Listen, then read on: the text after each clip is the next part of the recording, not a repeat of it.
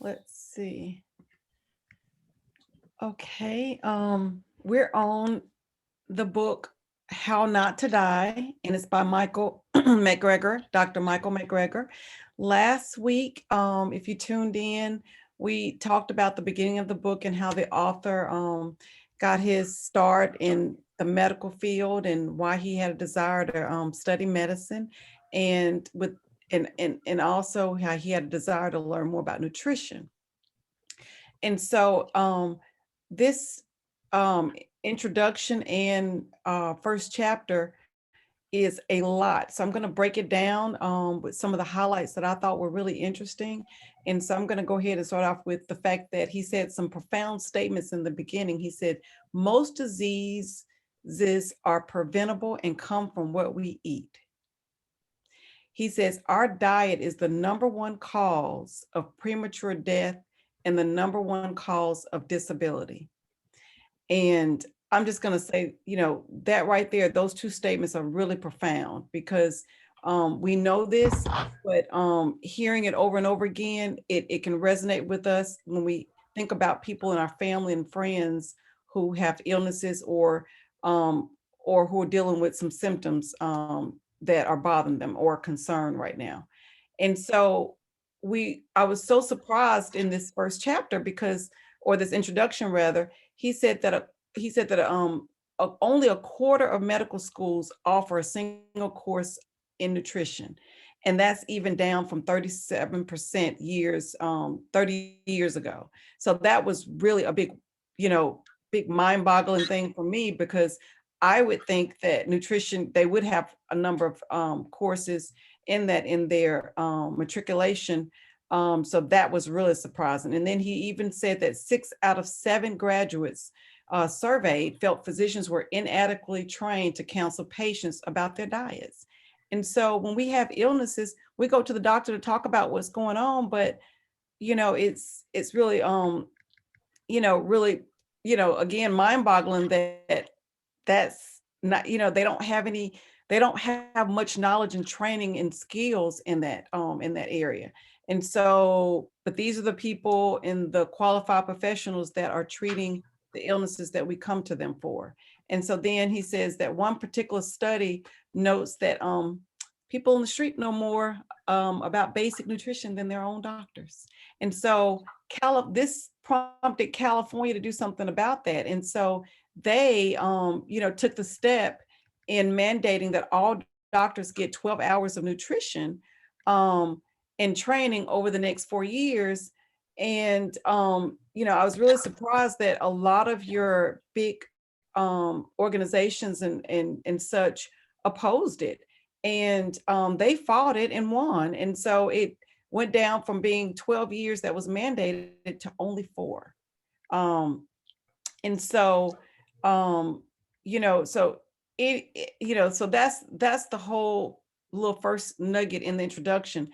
And so then um Dr. McGregor says that of the countries that he studied, China had the best traditional way of the way that they lived, through a plant-based diet. However, because of the industrialization, there has been a rise, or at the time of this book was a rise related to chronic diseases such as obesity, diabetes, cardiovascular diseases, and cancer. And so basically, just like other countries, because of industrialization, it has changed our societies, and it hasn't changed for the better. So then, the author of this book asked, well, you know, why is it that we can solve so many other issues, but you know, but the problems that we're having are preventable, and we have the solutions at our fingertips, but we're just not, thinking that this is an important issue. So I'm going to move on because there's just so many good nuggets in that introduction. And so one of the things that he stood out for me is that he said that, when people when people are on death row, and this was, I was like, of all things, he pointed this out, they're given, a choice to have their last meal. And we all know when when we've heard of stories of people being on death row, they're getting their last meal, you think of they're ordering everything, all kind of bad foods and stuff. And so one of the things that he pointed out is that they did a study and they were like, well, people that are on death row order the worst things, but American diets look just like that every day. So I was like, wow, what a correlation. But at the end of this chapter, he pointed out four things. He says that a simple healthy lifestyle can have an impact on prevention of chronic diseases, which are not smoking, not being obese, getting a half hour of exercise, eating healthier. And he defined that as eating more fruits, vegetables, whole grains, and less meat. So I wanted to also point out that we had talked about before, Michael McGregor giving his life to talking about nutrition and helping solve diseases. And so one of the things that this book highlights is that he started a website called nutritionfacts.org. And I highlighted that last week, but he had a philanthropist that he and his wife, a Canadian philanthropist, donated his money and all the efforts. And so now Dr. McGregor, instead of him traveling the world and giving talks, he's able to post videos, all kinds of articles, all kinds of evidence of plant-based diets, helping people in reverse diseases. He's able to post those every day. And so I went out there, and I'll challenge you to go out there as well. You can even sign up, and it's all for free. And so moving forward, this book is going to be divided into two parts. Okay. The first part of this book is why do we eat healthy? And we'll explore the role of how diet can prevent and treat and reverse over 15 leading causes of deaths in the United States. And the second part will look at practical aspects of a healthy eating. And an example of that would be like the first part we'll talk about why do we eat beans and greens, and and why are they some of the healthiest foods. Okay, so then part two we'll talk about how to best eat them and whether to eat them cooked, canned, fresh, or frozen. So you'll want to definitely dive into the first part of the book and prepare for the second part. So let's move on to the first chapter. The first chapter, he highlights that the top killer for America is coronary heart disease. And so McGregor goes through and just says that, of course, prevention is everything. And so he gives us a lot of studies. And one of the studies that he talks about was a pretty remarkable one. He talked about in the 1930s and 40s, they did a study where there was, people that took people from over 3 years, and they realized that they realized. I'm sorry. Can everyone hear me? Perfectly. Okay, good. They took bodies and they performed autopsies, and what was really interesting is that they took they had a scenario, I'm sorry, in China, and they said that people there, they were like, they're not having any issues with, heart disease. And these were men and people 65 years and older. And so that was in China. Then another case in 30s and 40s, they looked at comparing Uganda and Missouri, and they took autopsies of these people. And what they found was that, ironically, they looked at about 632 in each country, like in Uganda, and then they looked at 632 in Missouri, and they found out that they didn't have any evidence of heart disease in Uganda compared to Missouri. And so in Missouri, they found about 136 cases. And so they were so blown away that they went and did more autopsies. And the only thing they could find with another 140 was a small lesion. Okay, so heart disease was really rare there there in Africa. So what this author was alluding to is that countries where they were more rural, heart disease did not even exist, even though that they didn't have much. And you would think because they were lacking things that they didn't get all their nutrients or whatever, but that was not one of the issues that they had in these countries. Whereas being more developed, you would think we could go and get the nutrients and everything.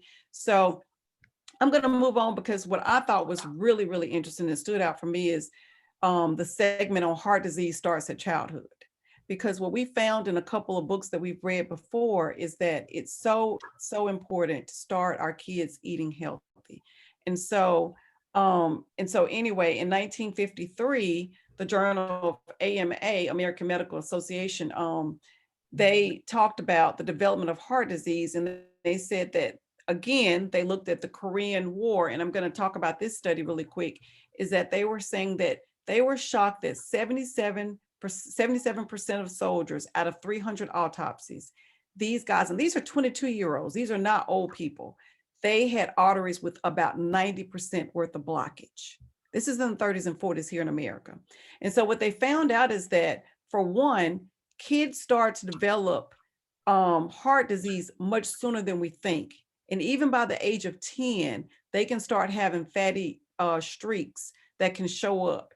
And so what they say is this, that even kids as early as 3 years old, in some instances where they thought it was accidental death, they have found that those kids could have had some, I mean, they didn't necessarily die from that, but they looked at their bodies and saw that there was some evidence of heart disease starting as early as 3. And you wonder, well, where did a 3-year-old get this from?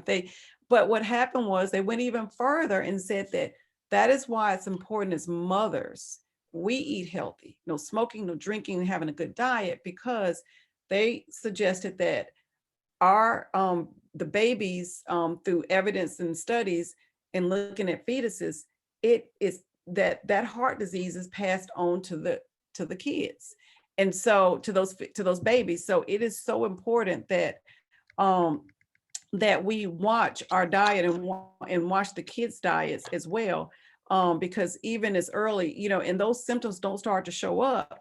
But what happens is, after years of blockage and years of plaque buildup, and even decades, by the time that you start to see a symptom, you've already, had all of that damage being done.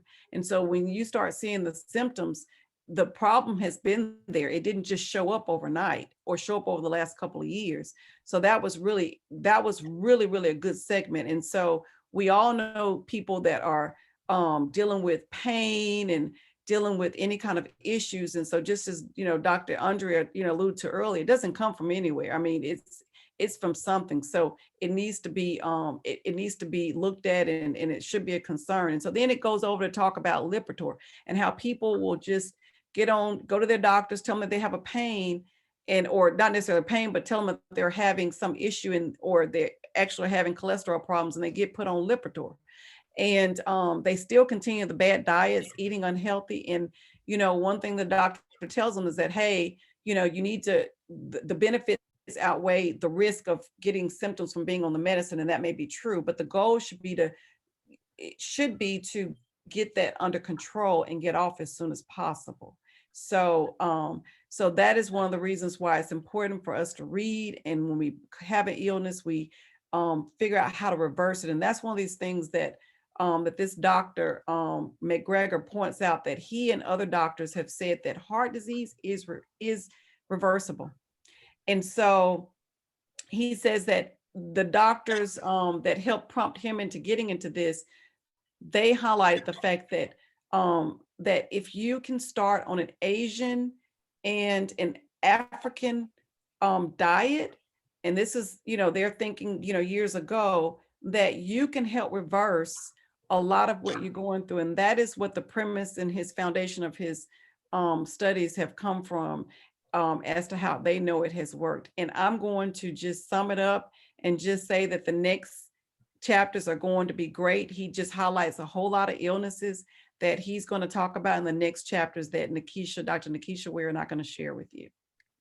Beautifully done. Beautifully done. Thank you, Stacey. That You're is welcome. great. That is